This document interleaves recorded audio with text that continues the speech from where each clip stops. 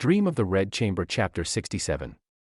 Inside this compound lives an extended mega family. A huge household. Massive. But for today's focus, we're looking at a specific subset of relatives staying there, the Zhu family. So you have the mother, Aunt Shu. You have her boisterous, often kind of clumsy son, Zhu Pan. Oh, very classy. And you have her highly pragmatic, incredibly competent daughter, Bao Chai.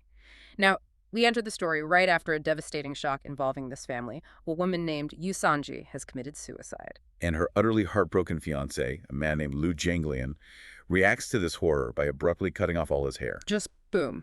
Done. Right. He abandons his former life and follows a mad Taoist priest out into the absolute unknown to become a monk. He just vanishes. And the shockwaves of this event, they crash directly into Aunt Sue's courtyard. Because Lu Xianglian wasn't just some distant acquaintance. No, not at all. He had recently saved the life of her son, Zhu Pan, from a brutal beating. Okay, let's unpack this, because the way the different characters react to this exact same horrific news is just mind-blowing. I mean, Aunt Shu is in full-on grateful mother mode when the news hits. She was literally in the middle of, well, she was planning to buy him a house. Yes, she's getting all his furniture together, picking a lucky day to arrange his wedding, all as this grand thank you gesture for saving her son. And then out of nowhere, her servants run in shouting that the bride-to-be has killed herself and the groom has vanished. And Aunt Sue just sits there, sighing. Completely paralyzed. She's trying to make sense of the senseless. She represents this very normal, deeply empathetic reaction of the older generation. Yeah. But then her daughter Bao Chai walks in. Right. Bao Chai hears this incredibly dramatic, tragic news about her brother's savior, and her reaction is remarkably stoic. She essentially brushes the entire tragedy off. She quotes a proverb to her mother, right? Yes.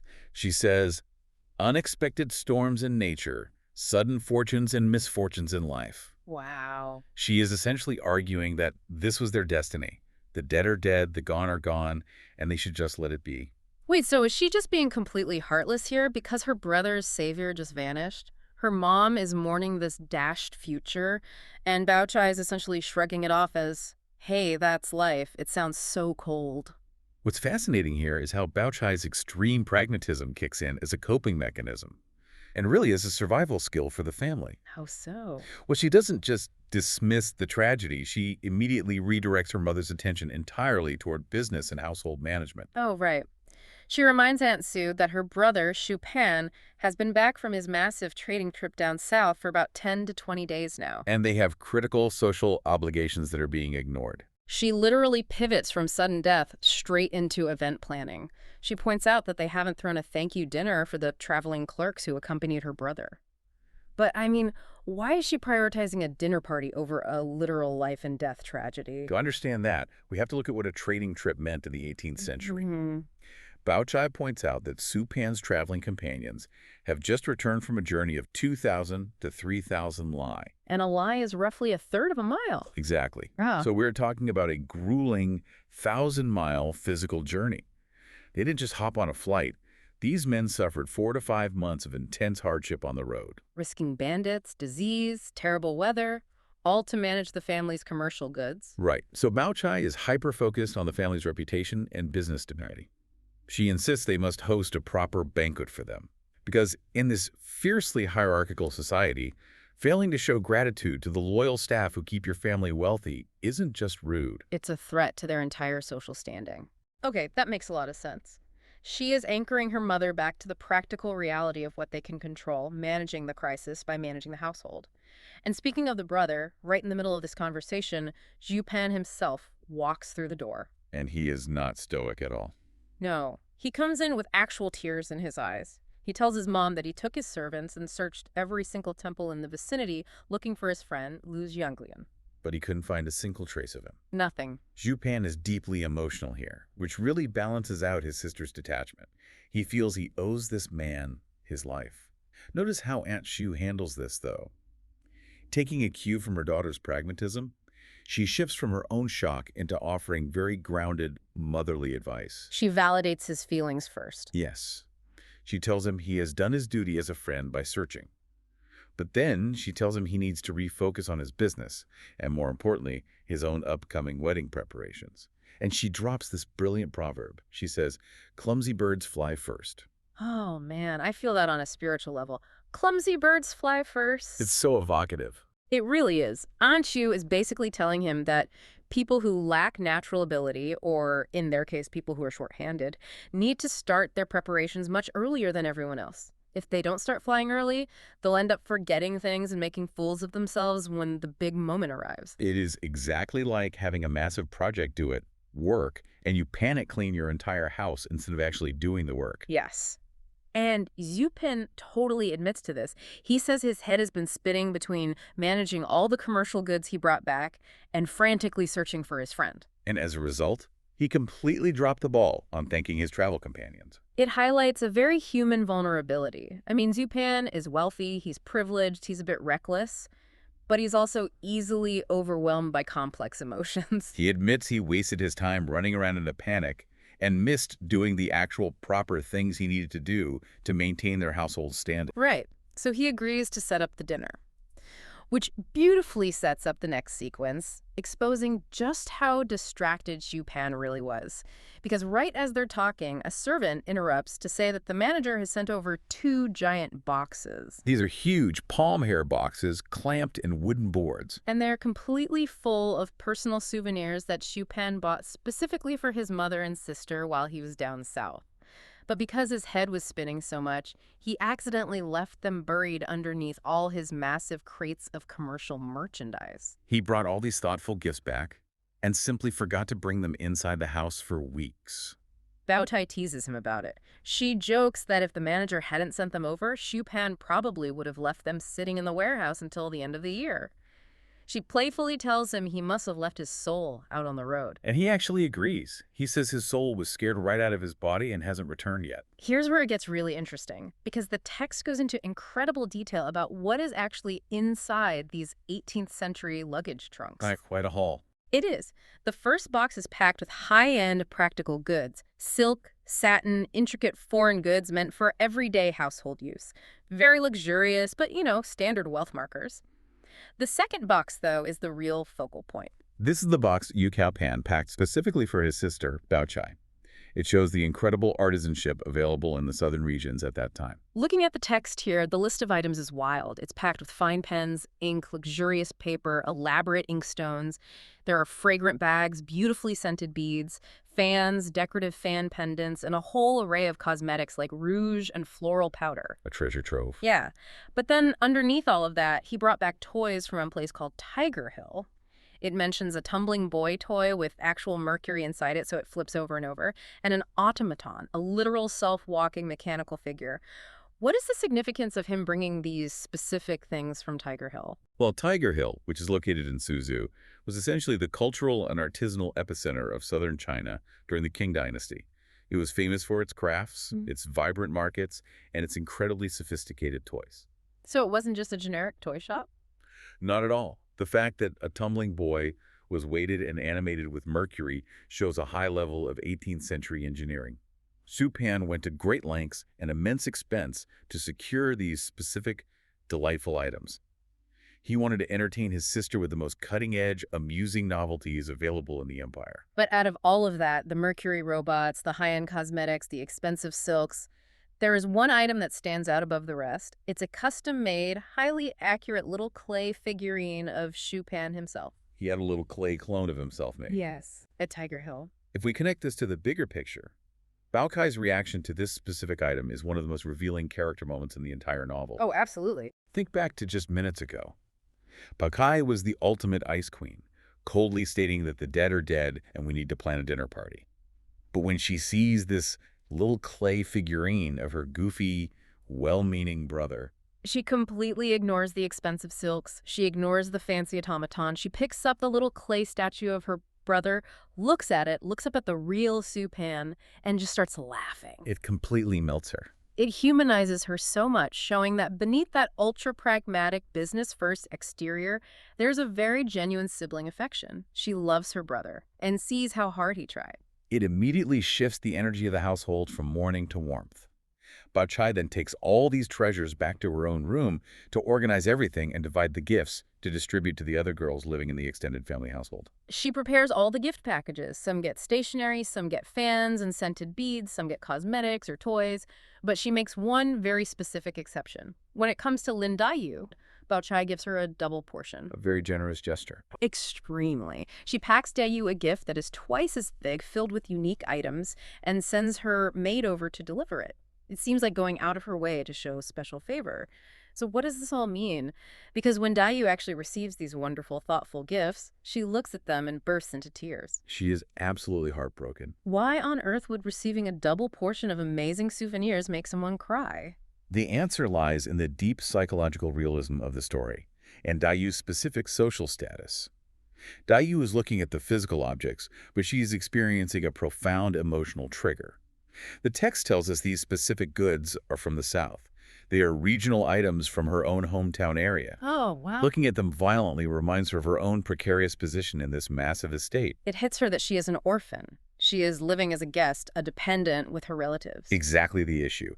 In a fiercely hierarchical, family-centric society like 18th century China, lacking a nuclear family meant lacking a safety net, lacking advocates, lacking a foundation. And she's surrounded by people like Bao Chai, who have mothers and brothers to protect them and bring them local treasures. Seeing Zipan travel the world and bring back gifts for his mother and sister reminds Daiyu that she has no parents left. She has no brothers to bring her local gifts. The well-intentioned present highlights her complete isolation in the world. You think you're doing something nice and it accidentally magnifies someone's trauma. Exactly. Daiyu's maid, a girl named Zihuan, sees this happening and steps in to be the voice of reason. She tries to comfort Daiyu by reframing the situation, pointing out the obvious. She says, "Hey, Bao Chai gave you a double portion. That proves how highly Bao Chai values you." Ziwan is essentially saying you shouldn't be sad.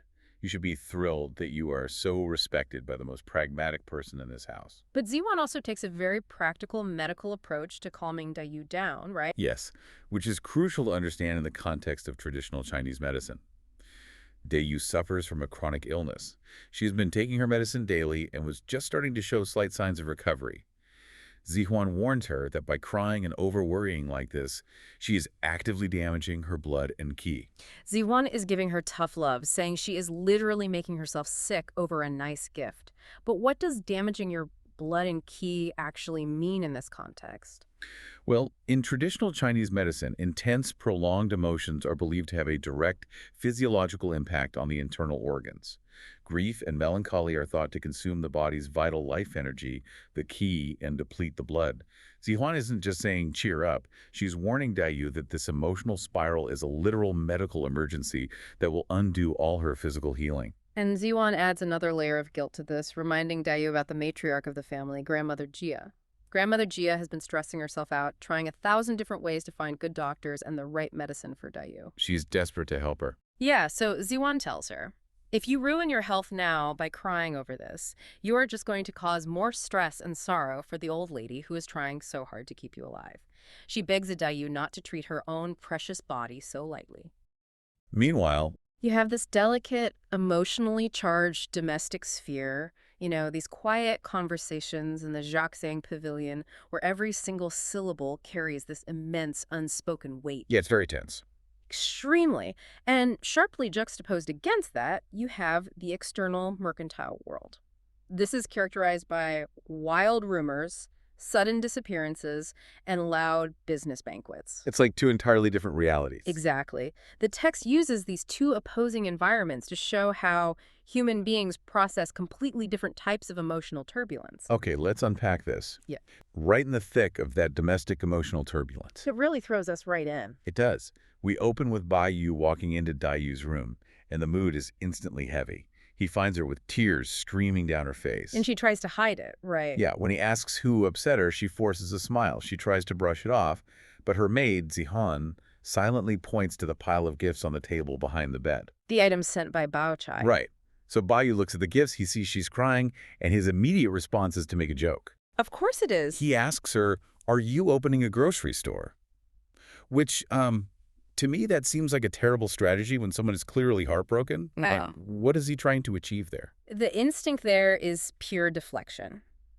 Bao Yu instantly reads the situation. He knows the gifts from the South have triggered Dayu's deep homesickness. So he knows exactly why she's upset. Oh, absolutely. But instead of addressing that profound grief head on, he makes a very conscious choice to play the fool. Okay. He pretends to assume that she is crying because the gifts aren't enough. Oh, right. He promises to send people down to Jianya next year to bring back 2 whole boatloads of stuff so she won't have to shed tears. Exactly.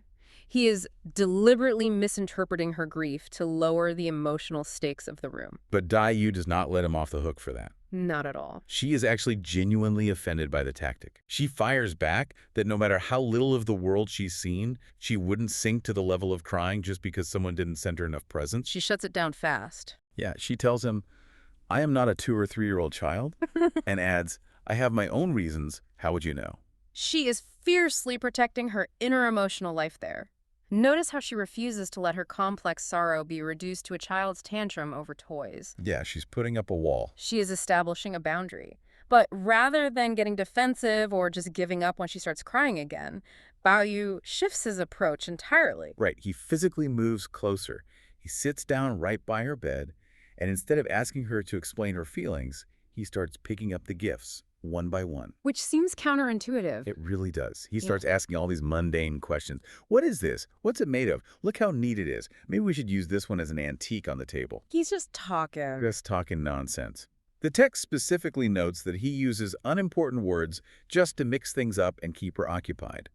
So why does asking about the material of a toy work better than asking about her feelings? What's fascinating here is the mechanics of what we would modernly call grounding. Grounding. Yes.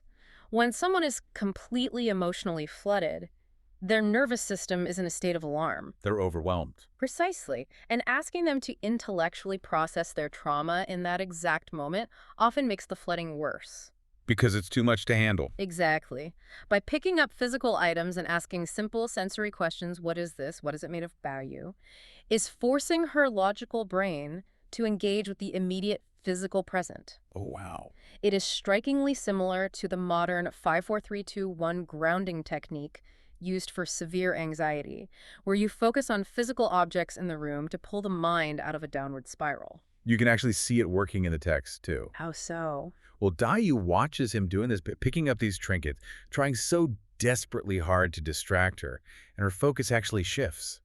She ends up feeling bad for him because his effort is so transparent. That's a huge shift. It is. She tells him to stop messing around and takes the initiative. She suggests that they should leave the room and go over to Bachai's place to say thank you. She's taking control back. Right, and she even adds that Zupan is back, so he can tell them stories about Southern historical sites. That way, she could at least feel like she took a trip back to her hometown. That shift in her agency is the key takeaway. By playing the fool and absorbing all that awkwardness, Baoyu provides a safe, low-stakes off-ramp from her despair. An off-ramp, I like that. Yeah, he allows her to transition from passive mourning in her bed to active engagement, deciding on her own terms how she wants to connect with her roots through Zupan's stories. I really want you, the listener, to think about a time when you had to comfort a friend who was just completely overwhelmingly upset. It's a tough situation. It's so tough. And sometimes the absolute worst thing you can do is demand they analyze their feelings. Sometimes just sitting on the edge of the bed, holding a random object, and offering a mundane distraction is the highest form of empathy. It acts as a lifeline. Providing that buffer gives the grieving person permission to step back from the edge of their own sadness without feeling analyzed or judged. That is so true. But then the narrative pivots sharply. We are pulled out of this quiet, delicate bedroom and thrown right into Zupan's environment. The mercantile world. Loud and busy. He is hosting a lively dinner with 4 of his managers and clerks.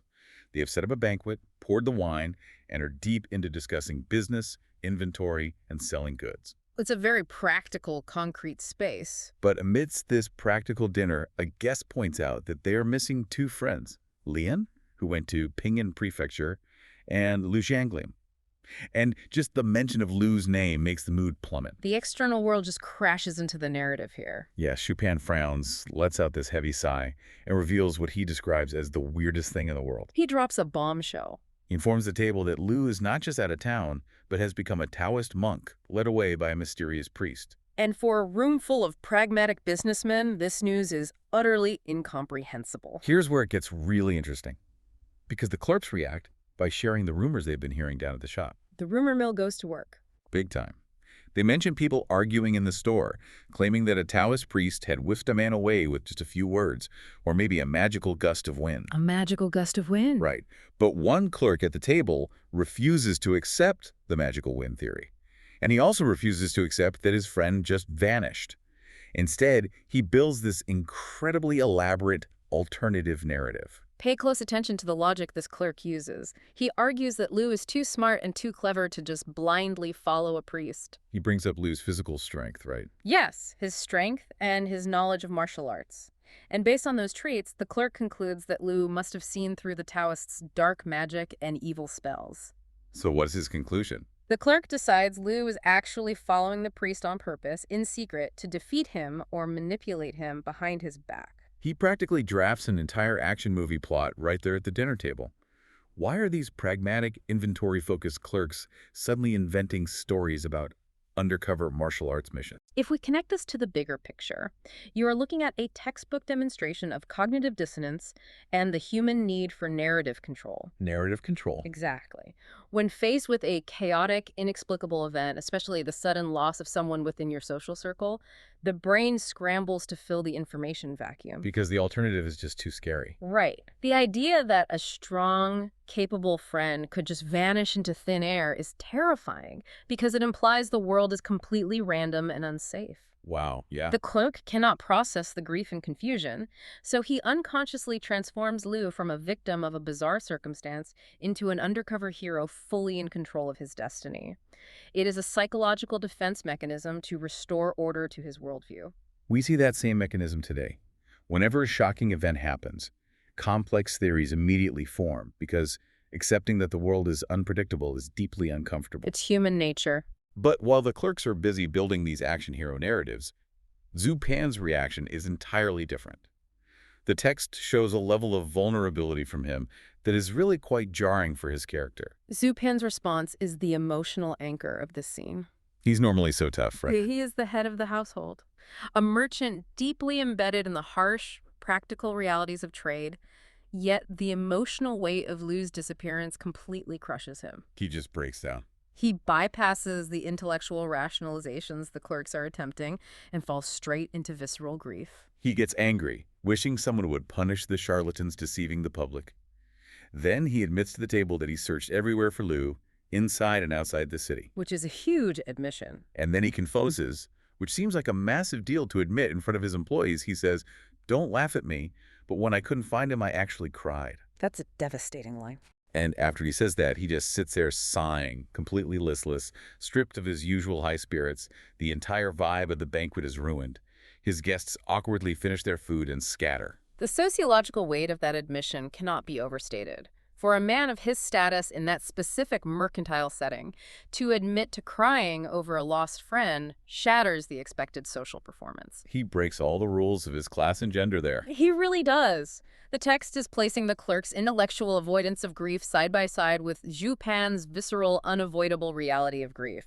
Zhu Pan's depression literally empties the room, demonstrating that no matter how hard people try to rationalize a sudden loss, the raw emotional impact eventually demands to be felt. And that unavoidable emotional reality brings us back to our first duo. Back to the domestic sphere. Right.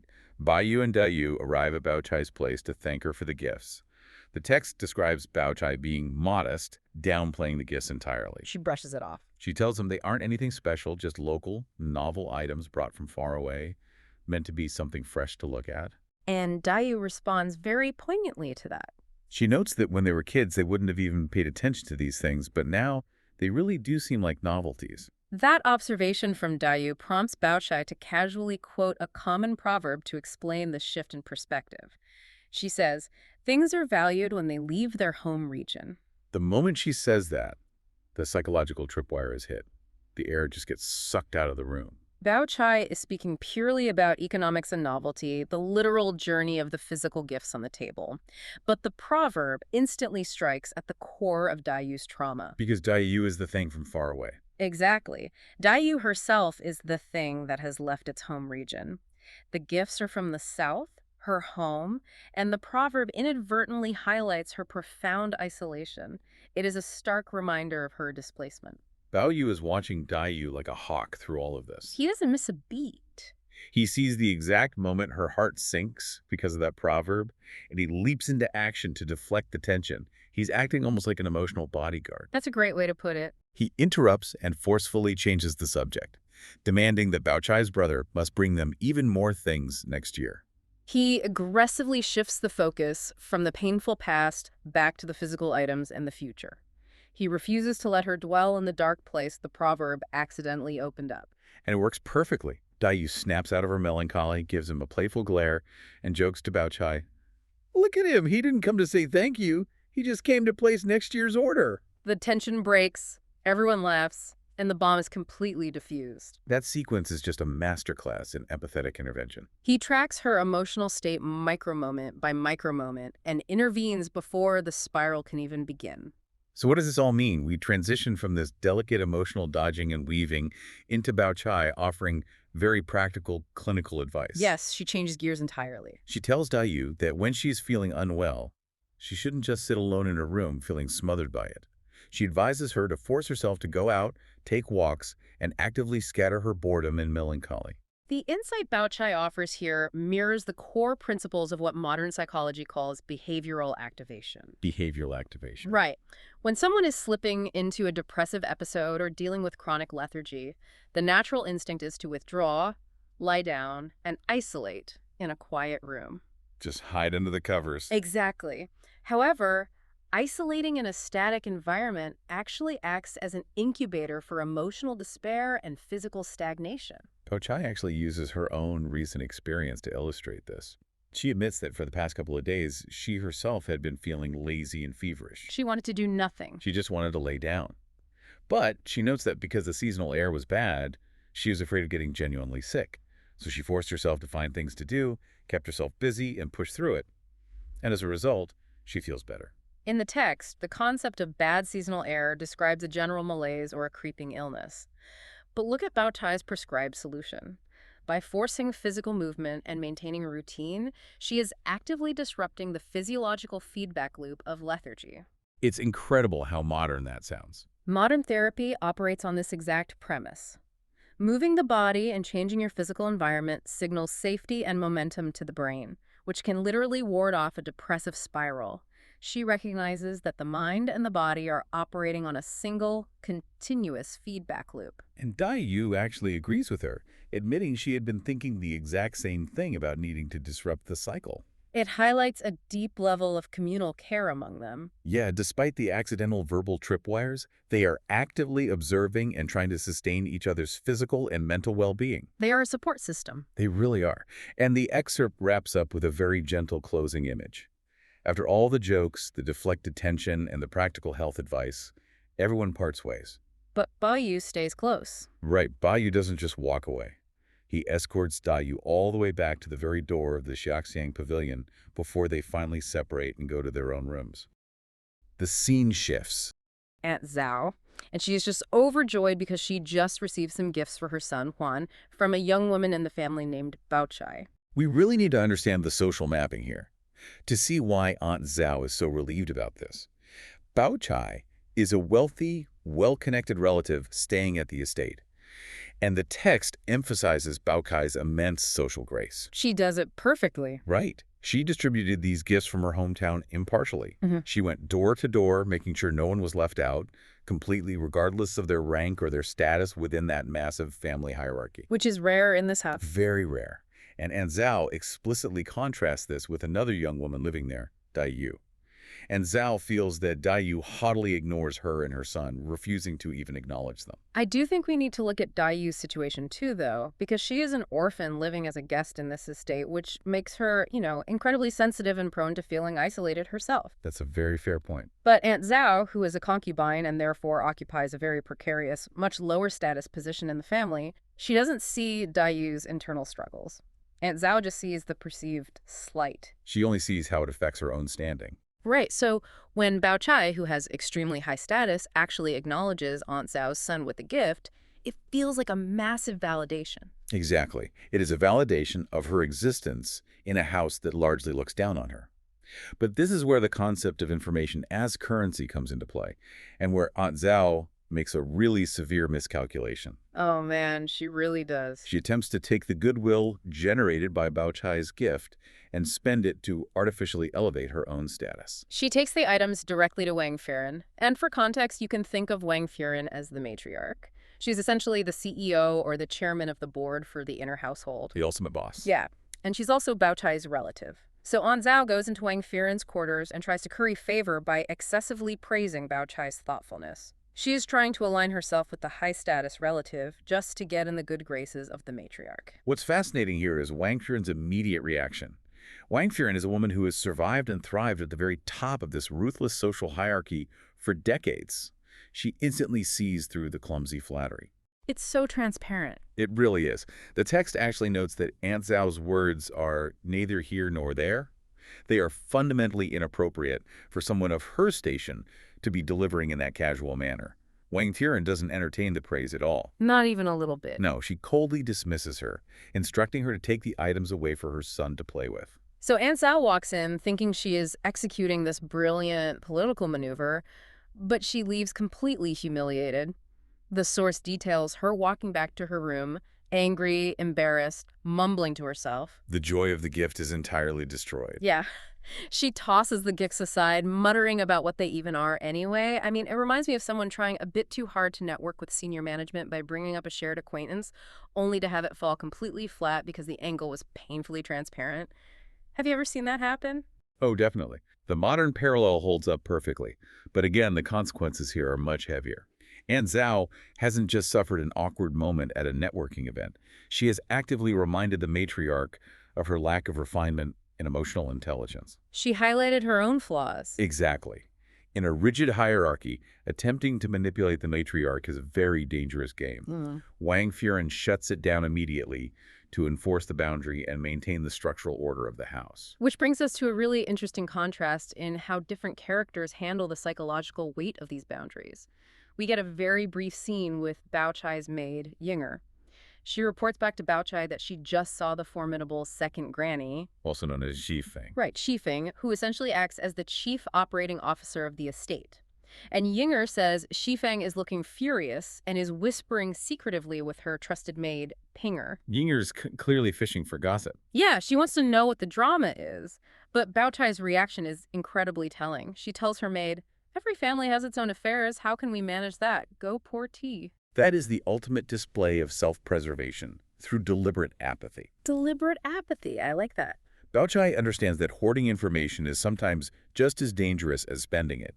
Getting involved in the COO's anger, even as a bystander, is a losing proposition. By telling her maid to go pour tea, she is actively closing her door to the gossip network. She refuses to accept the currency. Meanwhile, Most trusted senior maid, Jurin, go across the compound to Xifeng's courtyard. this sparks a real shift in the narrative, moving us out of the claustrophobic inner rooms and out into the sprawling garden. The sources provide a very deliberate sensory description of Jiren's walk. It's a beautiful passage. It is. We are given details of late summer transitioning into early autumn.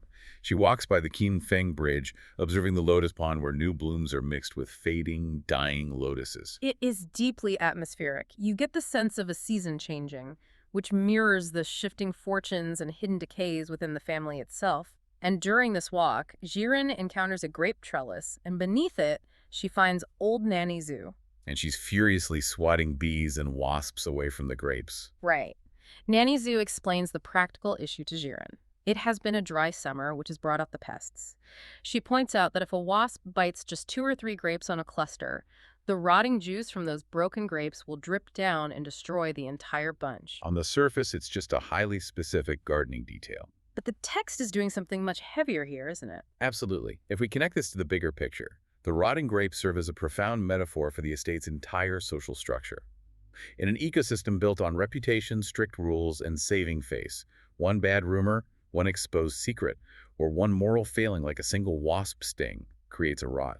And it spreads. Exactly. That rot doesn't stay contained. It drips down the hierarchy, infecting the entire family structure. The integrity of the whole is constantly threatened by the smallest puncture. So Jiren, acting as a highly competent manager, immediately offers a systemic solution.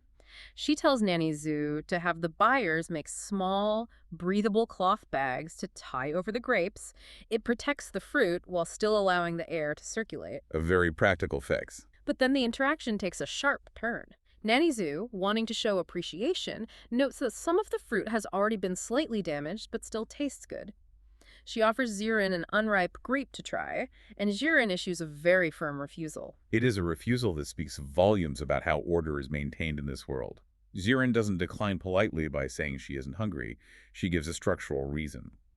She points out that the first fruits of the season have not yet been offered as a formal tribute. I found that detail really striking. She actually scolds Nanny Zhu, reminding her that she is an old servant and should know the rules. But wait, isn't Zirin being a bit hypocritical here? How do you mean? Well, she is a servant herself, yet she is heavily pulling rank on an older woman.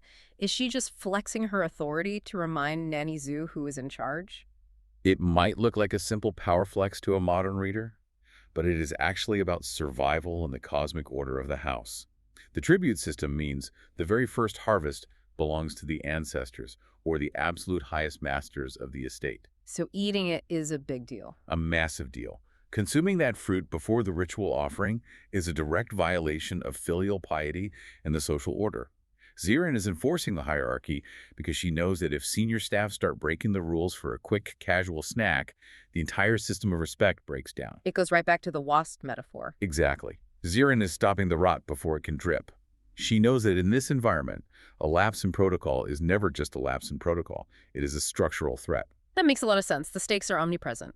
So Zirin finishes this interaction at the trellis and continues on her errand, eventually arriving at Shifeng's courtyard. Remember, Shifeng is our COO, managing the massive daily budgets and hundreds of staff members. She's incredibly powerful. Very. And the second Shirin steps into the yard, she overhears Shifeng loudly complaining inside her room. Shifeng is crying out, "Heaven's justice and conscience, I've suffered in this room until I've become like a thief." This is a critical juncture in the text. Overhearing the financial manager of the estate expressing vulnerability or implying she is being forced into unfair compromises is deeply dangerous information. Think about the modern equivalent. You walk up to the door of an executive and you hear them venting about the board of directors or impending layoffs. What do? You back away slowly. Right. But again, the historical stakes elevate this. If Shirin is caught eavesdropping on this kind of vulnerability, she could be seen as a threat. So Zirin employs an incredibly tactful maneuver. She intentionally makes her footsteps heavier on the stone path. She's announcing herself. Yes, and she calls out cheerfully through the window to Shifeng's maid, Ping, announcing her presence well before she crosses the threshold. It is an elegant de-escalation. By making her footsteps heavy, she gives Shifeng the few crucial seconds needed to compose herself. She provides an out, allowing everyone to save face and pretend the moment of vulnerability never even happened. And the shift inside the room is immediate. When Zirin walks in, Shifeng is perfectly composed. She's just pretending to be resting on her bed. They engage in flawless, surface-level, polite banter. Like nothing happened. Exactly. Shifeng warmly praises Shirin for her dedication to Bayou, and Shirin politely inquires about Shifeng's health. They both know exactly what just happened, and they both mutually agree to bury it under protocol. But the reality of the estate is pressing in on them. The polite facade cracks almost immediately. A little maid enters the outer room and whispers to Pinger that someone named Wenger is waiting at the second gate. Now, Pinger tries to manage this quietly, whispering back to delay him and keep him away from the door. She's trying to run interference. Right. But Zirin, who is highly attuned to the energy of the household, immediately fetches the shift. She realizes a hidden agenda is playing out, and she promptly excuses herself. Let's contextualize what the second gate means here. In these sprawling estates, there is a strict physical division between the inner quarters, which are the domain of the women, and the outer quarters, which are the domain of the men and the outside world. The second gate is the barrier. It's the heavily monitored barrier between those two spheres. For a message to be coming from Wenger at the second gate directly to the inner rooms, it means information is crossing the boundary. Yurin recognizes that whatever this information is, it is highly sensitive, and being a witness to it could be a liability. Okay, here's where it gets really interesting. Because once Zirin leaves, the polite masks are completely discarded. The doors are closed, and Shifeng demands to know what is going on. She wants the truth. Pinger reveals the explosive gossip that is circulating out by the gates. Two young page boys were overheard discussing the master's new second granny, explicitly stating that she is prettier and has a better temper than the old one. The old one, of course, referring to Shifeng herself. Ouch. Yeah, and this isn't just idle gossip. It is an existential threat to Shifeng's authority. If her husband has secretly taken a new wife or concubine on the outside, it undermines her absolute power within the inner household. Her financial control and her social standing are directly tied to her husband's loyalty and her status as his primary wife. And it gets worse, because there was an active cover-up happening. Pinger explains that Wanger, the servant currently waiting outside, was heard screaming at the two page boys, threatening to physically cut out their tongues if anyone inside the inner gates heard what they were discussing. Shifeng understands immediately that she is dealing with a conspiracy of silence. She summons Wanger into the room. He enters, bows, and stands by the door. Shifeng does not waste time. She goes right for it. She asks him a direct, pointed question. Did your master get someone on the outside? Do you know about it? Wanger attempts to use plausible deniability. He plays the fool. He claims he just works his shift at the second gate, managing the flow of goods and basic messages. He argues that he couldn't possibly know what the master does in his private life outside the compound. This raises an important question regarding how someone in power extracts the truth without physical evidence. Shifeng doesn't resort to just yelling at him, and she doesn't accuse him of lying outright. She does something much smarter. She uses a ruthless logic trap to completely dismantle his defense. She looks at him and says, if you naturally didn't know, why did you stop them? It is such a sharp, devastating counter-argument. She corners him using his own actions. If he were truly ignorant of the situation, he wouldn't have understood the catastrophic danger of the page boys' conversation. He certainly wouldn't have threatened them with mutilation to keep the secret from crossing the second gate. Right, why care if it's just nonsense? Exactly. The very act of trying to suppress the rumor is undeniable proof that he knew the rumor was entirely true. The source material describes Wanger crumbling at this exact moment. His posture breaks. He gets on his knees, realizing his cover is entirely blown. He admits that the boys, whose names are Shenger and Jier, were indeed talking about it. But then he turns on them. Instantly. He immediately tries to pass the blame to save himself. He begs Shifeng to question Shenger, pointing out that Shenger is the servant who actually travels outside the compound with the master. It is the domino effect in action. Once the logic trap snaps shut, the loyalty among the servants evaporates, the conspiracy falls apart, and they immediately start turning on one another just to survive Shifeng's wrath. And her wrath is absolute. Shifeng curses them, referring to the servants as a vine of ungrateful bastards. That phrasing is so evocative because she realizes the scope of the betrayal. It isn't just one rogue servant, it is an entire network of male staff covering for her husband, acting as a unified front against her. She won't let that stand. She orders Wanger to go fetch Jinger immediately and commands him to stay put for a full, relentless interrogation of everyone involved. Meanwhile, Zinger. Right. And he is having a great time blissfully playing around with some other servants in the accounting room. It is a rare moment of relaxation. Yeah, there's noise, camaraderie. He's totally off his guard. Exactly. And then a message arrives. The second mistress of the household, Fengjie, is calling for him. And the physical reaction described in the text at just hearing her name, it's staggering. It really is. The moment Singer hears she wants him, he is described as being terrified, physically jumping in shock. He follows Wanger to go see her. Yeah. And before Singer even steps over the threshold into the room, Fengjie yells out from inside with this severe voice, "Call him!" Just her tone. Right. The text specifically notes that just hearing the tone of her voice makes Singer completely lose his mind.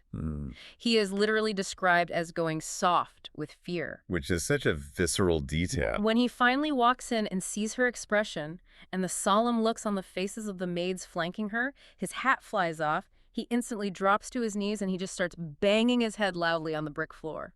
Notice how the architecture and the silence of that inner room do half the work for her. Oh, absolutely. Singer leaves a loud, bustling accounting room and enters a highly controlled environment where even the maids are perfectly still. Wait, hold on, though. She hasn't even accused him of a specific crime yet, and he's already physically collapsing. Right. How does she actually start the interrogation if she doesn't even tell him what he's in trouble for? That is the brilliance of her methodology. Yeah. What's fascinating here is what this instant physical reaction tells us and tells you as the reader about Fengjie's absolute authority. She doesn't have to explain her anger. She doesn't have to build up to a threat. She rules through a well-established, carefully cultivated reputation of ruthlessness. Wow. The fact that her mere tone of voice through a doorway dismantles a grown man's composure speaks volumes about the ecosystem of fear she oversees. She hasn't leveled an accusation, but Singer is already mentally defeated. Which brings us directly to her playbook for breaking someone down. Her first tactic is what we could call the illusion of omniscience. Yes. She essentially bluffs him out of his shoes. She looks down at Singer and says, "Good boy. The good deeds you and your master have done. Just tell the truth." It's so vague. Right. She tells him she knows it doesn't directly involve him, but his crime was not coming to her first to report it. And then she drops this incredibly chilling line. Oh, I know the one. She says, "If you tell the truth, I'll spare you. But if there is a single word of a lie, you first feel how many heads you have on your neck." It's a brilliant bluff because, like you said, she leaves the accusation intentionally vague. The good deeds you and your master have done. Yeah. By not stating exactly what she knows, she forces Singer to fill in the blanks. If she had accused him of a specific act, he could calculate exactly how much to deny or how much to admit. Exactly. By claiming total unspecified knowledge, she creates a psychological trap. He has to confess to everything because he has absolutely no idea where her knowledge ends. It's like when a boss calls you into their office and just says, "Do you want to tell me what happened with the Johnson account?" Yeah, perfect analogy. And you end up frantically confessing to 3 different mistakes they didn't even know about, just trying to cover your bases. Only here, the stakes are literally life and death. Exactly. The cognitive load placed on the person being interrogated is immense. Singer is rapidly cycling through every single infraction he has ever committed or witnessed, trying to guess which one has triggered this wrath. And here's where it gets really interesting and honestly profoundly disturbing to read. Yeah. Singer is terrified, kowtowing and begging, asking what bad things he and his master have done. Fengjie erupts. She orders him to have his mouth slapped. Standard punishment at first glance. Right, and the guard, Wanger, steps up to do the hitting, but Fengjie immediately stops him. She scolds the guard, saying, "What confused bastard? Let him hit himself. Do I need you to hit him? You can slap your own face later." It's a huge shift. Yes. So instead of having her guard inflict the punishment, she orders Singer to slap his own face. And he does. He hits himself left and right over a dozen times until she finally tells him to stop. This specific moment is crucial for understanding the depth of her control. What's fascinating here is that making the victim punish themselves is the ultimate display of psychological dominance. Yeah. Think about the mechanics of this. If the guard had hit Singer, it would have been a standard physical punishment, an act of external force. The guard is the aggressor, Singer is the victim. But by forcing him to do it himself, she flips the dynamic entirely. She strips him of his basic bodily autonomy. She proves that her command overrides his own fundamental instinct for self-preservation. Wow. It completely breaks the servant's will without Fengjie ever having to lift a single finger herself. She outsources the violence, making the victim an active participant in their own degradation. It is a horrifyingly effective way to completely shatter whatever resistance he had left. It's so dark, but the pacing of the text won't let you look away. Then Fengjie throws out her next bluff. She asks him about the new mistress his master has taken outside the household, pretending she already knows the gist of the arrangement. And that's the breaking point. It completely breaks Singer. He is so panicked. The text gives us this incredibly visceral sensory imagery. He grabs his hat off his head, throws it down, and starts banging his head against the brick floor so hard it makes a loud, hollow, thumping sound. You can almost hear it. You really can. He begs for his life, swearing he won't tell a single lie. And then the dam breaks. He spills the entire conspiracy. And the confession he provides isn't just a simple affair. It is a tangled, deeply entrenched web of aristocratic scandal. It perfectly illustrates how chaotic and destructive the whims of the upper class were to the people around them. The sheer scale of the betrayal here is staggering. Let me try to summarize this tea for you because it involves almost the entire male hierarchy of the family working together to deceive Fengjie. It really is a massive operation. It all apparently started on a trip to a family funeral. While there, Singer's master, the second master, takes a liking to the aunties of the first mistress, Madame Yu. Yeah, younger cousin, Ronger, essentially steps in to act as a fixer and matchmaker.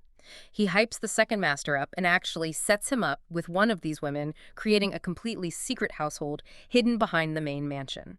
Notice how the conspiracy operates. It's not just a secret romance. It's about the mechanics of how the aristocracy facilitates and hides its desires. Singer points out that Rongear even found the physical house and got it papered and prepared.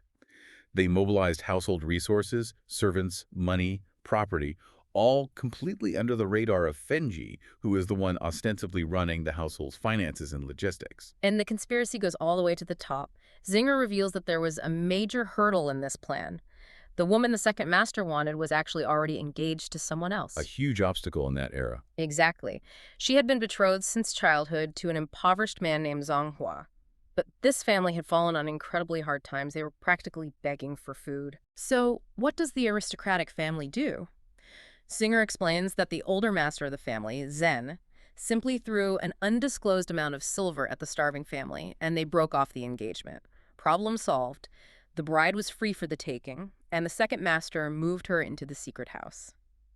If we connect this to the bigger picture, to understand how brutal this detail about the bribery is, you have to realize the cultural weight of what is happening. Okay. In this era, a childhood betrothal wasn't just a promise or a casual relationship.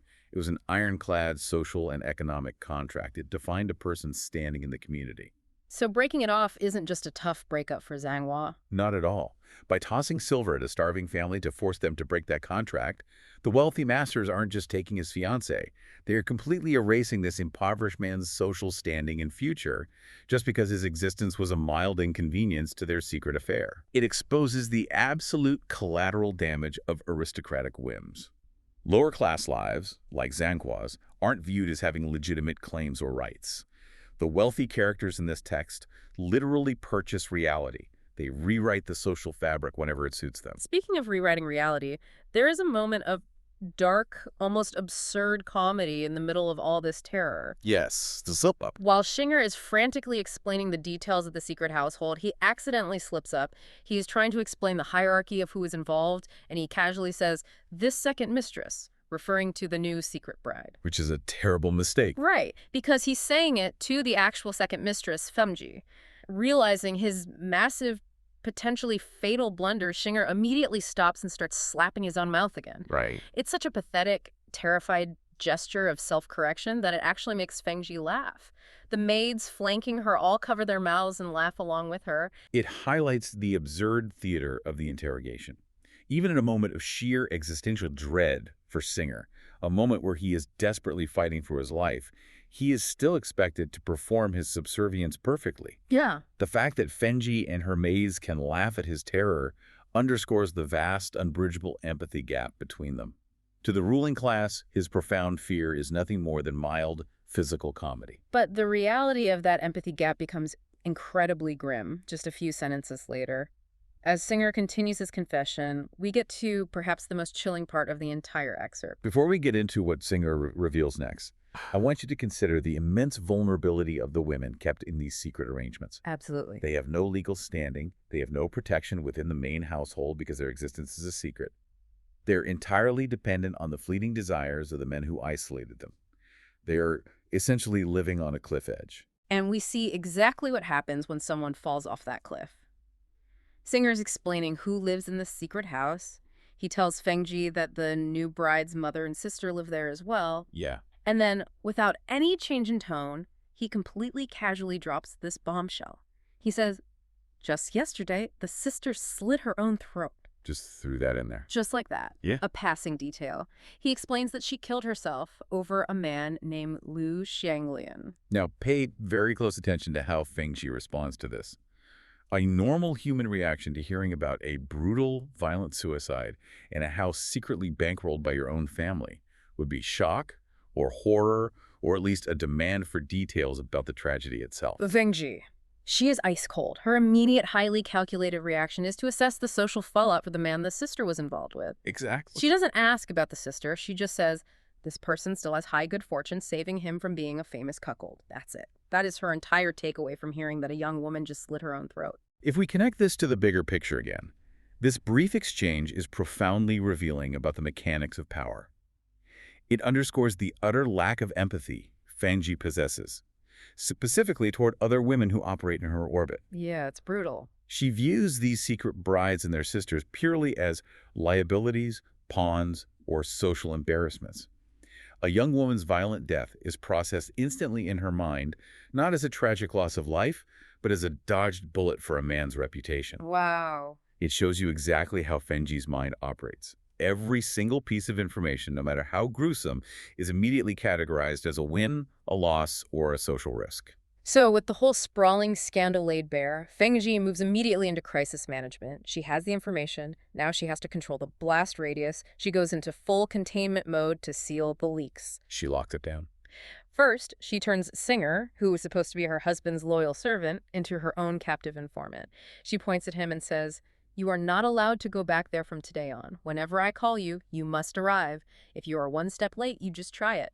She literally threatens to smash his legs into pieces if he breathes a single word of this interrogation to his master. Singer is so thoroughly terrified, he just keeps saying yes and tries to scramble out of the room, but she calls him back just to terrorize him one last time, warning him about keeping his skin intact if he leaks a word. She is severing her husband's lines of communication without him even knowing it. She has blinded her enemy. And she doesn't stop with Singer. Right, the Gara. She calls Wanger back into the room. She doesn't yell at him right away. The text notes that she stares him down for the duration of 2 or 3 sentences, just pure, oppressive, silent intimidation, before finally telling him that if anyone outside speaks a single word of this, it will be entirely on his head. Just piling on the pressure. She effectively makes the guard responsible for the silence of the entire household. The atmosphere after the men finally leave the room is so intensely heavy. Fengjie dismisses the young maids, leaving just herself and her closest confidant, Pinger. Fengjie turns to Pinger and says, "Did you hear all that? This is just great." And the text specifically notes a heartbreaking detail. Pinger is too terrified to even answer. She doesn't dare speak a single word. All she can manage is a nervous, placating smile. That image of Pinger is the perfect encapsulation of the isolation of power. Think about what Fengjie has achieved in the span of an hour. It's a lot. She has won the interrogation. She's extracted all the information. She has successfully terrorized the staff into total submission. But look at the environment she has created to achieve that victory.